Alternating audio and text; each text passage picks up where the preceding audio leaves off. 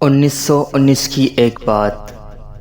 یہ 1919 کی ایک بات ہے بھائی جان، جب رولٹ ایکٹ کے مطابق خلاف سارے پنجاب میں ایجیٹیشن ہو رہی تھی۔ میں امرتسر کی بات کر رہا ہوں۔ سر مائیکل اور آڈیٹر نے ڈیفنس آف انڈیا رولز کے تحت گاندھی جی کا داخلہ پنجاب میں بند کر دیا تھا۔ وہ ادھر آ رہے تھے کہ پلول کے مطابق اس مقام پر ان کو روک لیا گیا اور گرفتار کر کے واپس ممبئی بھیج دیا گیا۔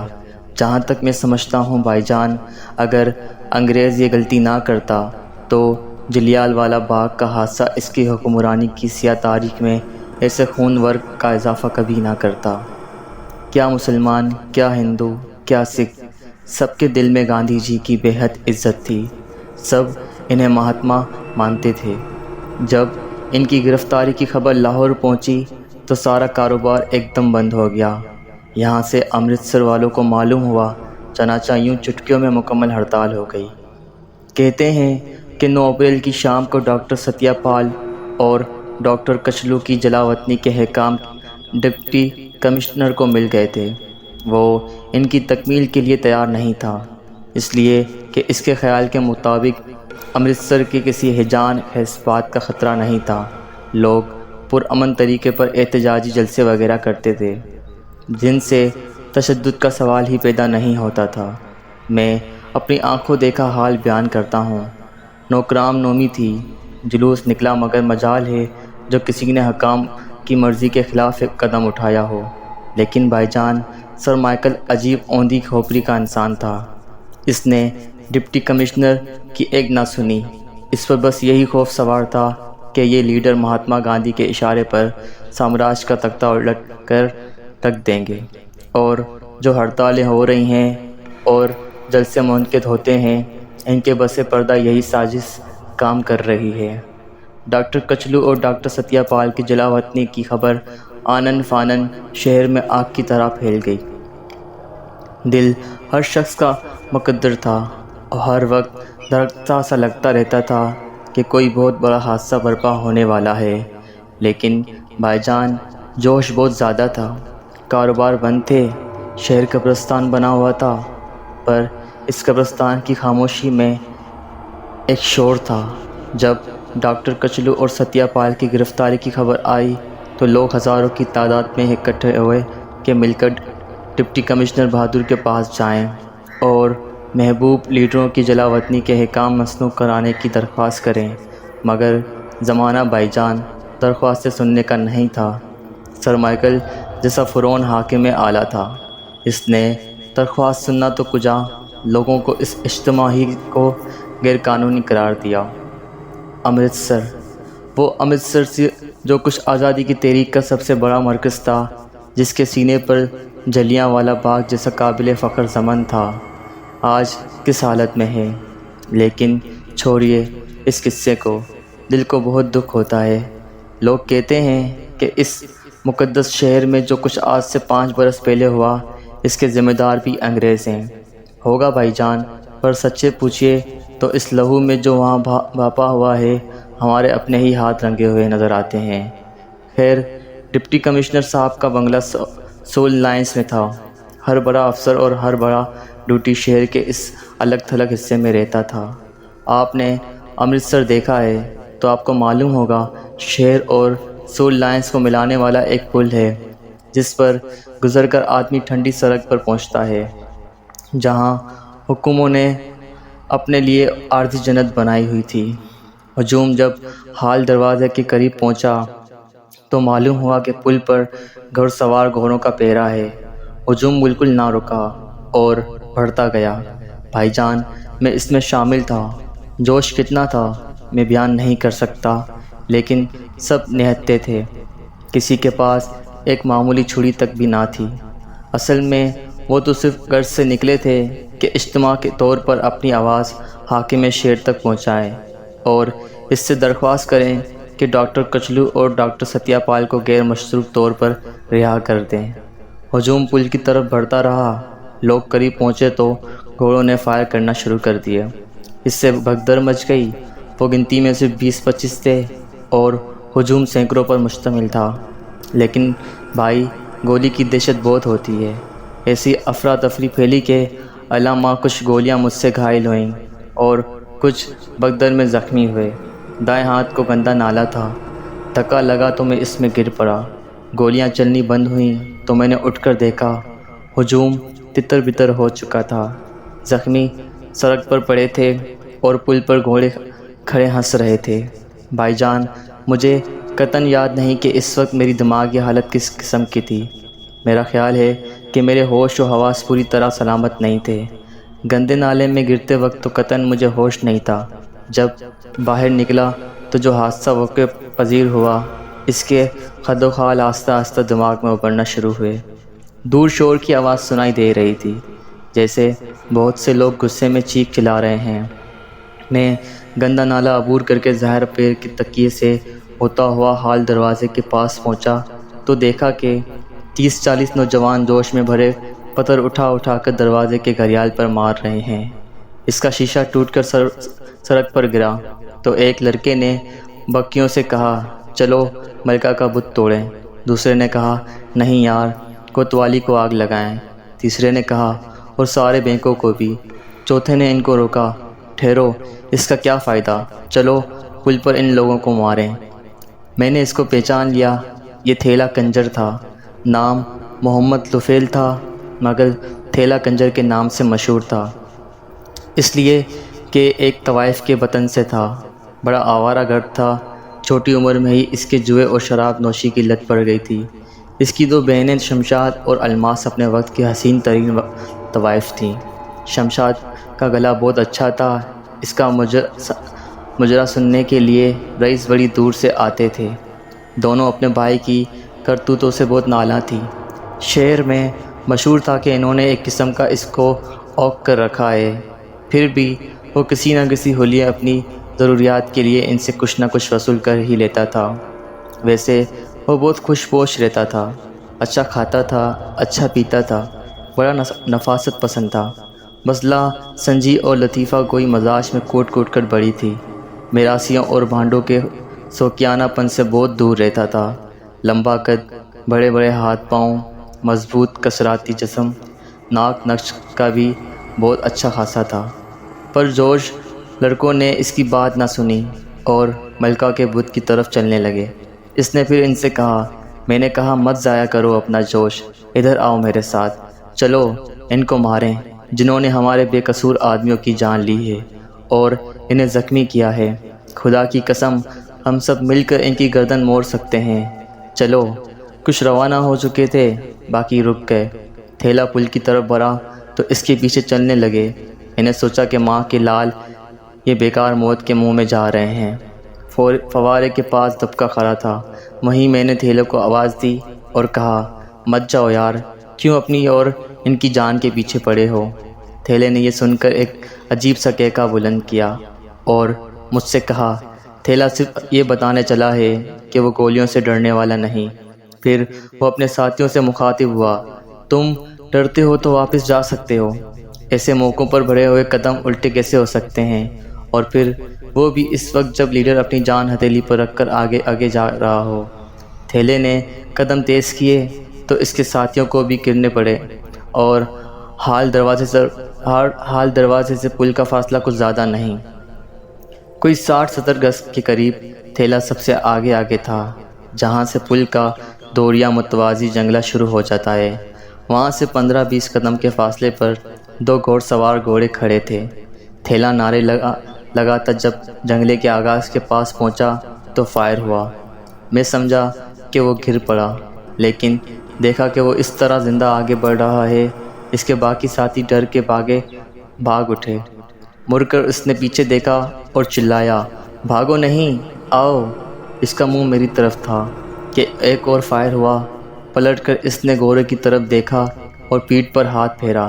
بھائی جان، نظر تو مجھے بھی کچھ نہیں آنا چاہیے تھا، مگر میں نے دیکھا کہ اس کی سفید بوسکی کی قمیص پر لال لال دھبے تھے۔ وہ تیزی سے بڑھا جیسے زخمی شیر۔ ایک اور فائر ہوا۔ وہ لڑکھڑایا، مگر ایک دم قدم مضبوط کر کے وہ گھوڑ سوار گھوڑے پر لپکا اور چشمے زدن میں جانے کیا ہوا، گھوڑے کی پیٹھ خالی تھی۔ گورا زمین پر تھا اور تھیلا اس کے اوپر۔ دوسرے گورے نے جو قریب تھا اور پہلے بوکھلا گیا تھا، بھدکتے ہوئے گھوڑے کو روکا اور ادھر ادھر فائر شروع کر دیے۔ اس کے بعد جو کچھ ہوا مجھے معلوم نہیں۔ میں وہاں فوارے کے پاس بے ہوش ہو کر گر پڑا تھا۔ بھائی جان، جب مجھے ہوش آیا تو میں اپنے گھر میں تھا۔ چند پہچان کے آدمی مجھے وہاں سے اٹھا لائے تھے۔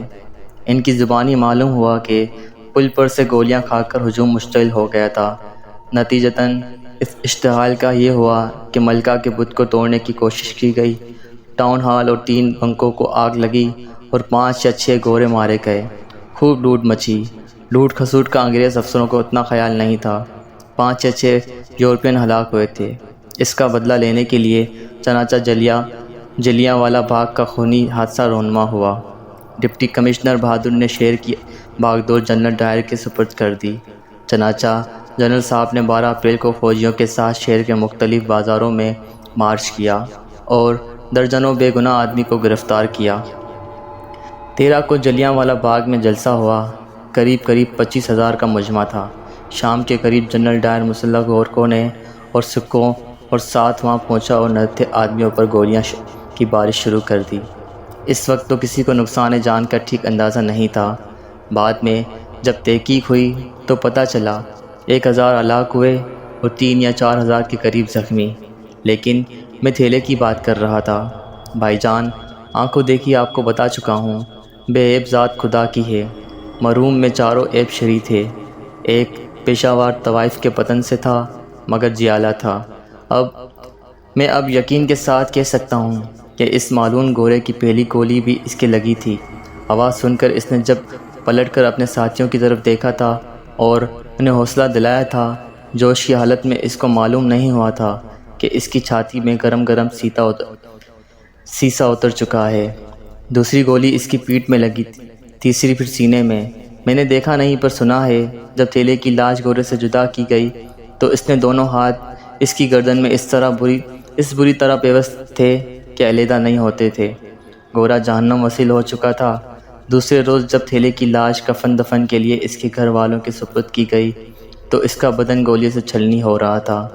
دوسرے گورے نے اپنا پورا پستول اس پر خالی کر دیا تھا۔ میرا خیال ہے اس وقت مرحوم کی روح قفس عنصری سے پرواز کر چکی تھی۔ اس شیطان کے بچے نے صرف اس کے مردہ جسم پر چاندی ماری کی تھی۔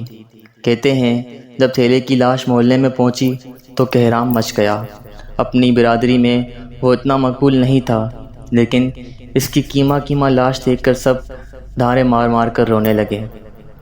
اس کی بہنیں شمشاد اور الماس تو بے ہوش ہو گئیں۔ جب جنازہ اٹھا تو ان دونوں نے ایسے بین کیے کہ سننے والوں کے لہو کے آنسو روتے رہے۔ بھائی جان، میں نے کہیں پڑھا تھا کہ فرانس کے انقلاب میں پہلی گولی وہاں کے ایک ٹھکیائی کے لگی تھی۔ مرحوم محمد طفیل ایک طوائف کا لڑکا تھا۔ انقلاب کی اس جدوجہد میں اس کو جو پہلی گولی لگی تھی 10ویں تھی یا 50ویں، اس کے متعلق کسی نے بھی تحقیق نہیں کی۔ شاید اس لیے کہ سوسائٹی میں اس قریب کا کوئی رتبہ نہیں تھا۔ میں تو سمجھتا ہوں پنجاب کے اس خونی غسل میں نہانے والوں کی فہرست میں تھیلے کنجر کا نام و نشان تک نہیں ہوگا، اور یہ بھی کوئی پتہ نہیں کہ ایسی کوئی فہرست تیار بھی ہوئی ہوگی۔ سخت ہنگامی دن تھے۔ فوجی حکومت کا دور تھا۔ وہ دیو جیسے ماشاء اللہ کہتے ہیں۔ شہر کی گلی گلی کوچے کوچے میں ڈرکتا پھرتا تھا۔